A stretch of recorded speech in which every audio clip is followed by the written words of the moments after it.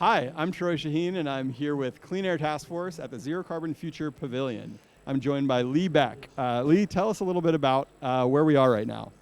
Yeah, thank you so much, Troy. It's really exciting to be here. We're at the Zero Carbon Future Pavilion, which is hosted by the Clean Air Task Force. And the Clean Air Task Force, in case you don't know us, we're a global climate organization really focused on overlooked solutions and a high energy planet in a climate-aligned future. And what we're going to be discussing here over the next 2 weeks is really the hard questions that we finally have to confront about climate action. How are we going to reconcile energy security and climate action in a world of crisis? How are we going to meet growing energy demand and be still climate aligned? What does an equitable energy future globally look like? And then, of course, what is the value of unachievable climate targets? What does the world look like in 2051, even if we didn't achieve our climate targets? Very interesting. And so what kind of programming can you expect here? What could somebody come to the Zero Carbon Future Pavilion to do? Yeah, I think we really have to remember we're here at COP27 in Egypt. This is the second time COP is hosted in Africa since the Paris Agreement, and so we will be really focusing a spotlight on Africa and African-centric vision for energy access and decarbonization. And it's really important for us to understand that energy infrastructure is the building block for successful climate action, but it's also the first line of defense against the impact of climate change that Africa is already feeling. And so we're really zooming into this high energy future that Africa needs to really also address climate change. Great. And so you mentioned Africa. I know that there are a variety of events at the Zero Carbon Future Pavilion focused on Africa and its unique pathway to decarbonization and to energy security. What other regions are you focused on?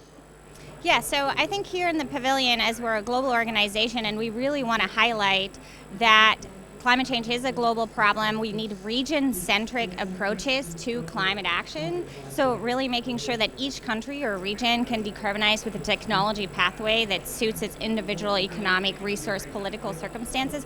We're going to be zooming in and out of Africa, of course, the US, Europe, the Middle East, India, and we're also going to touch on some conversation globally, especially further in Asia and Latin America. So that's really important for us to have this well-rounded global perspective to really understand that a clean US, a clean Europe is not the end game, it's just the beginning.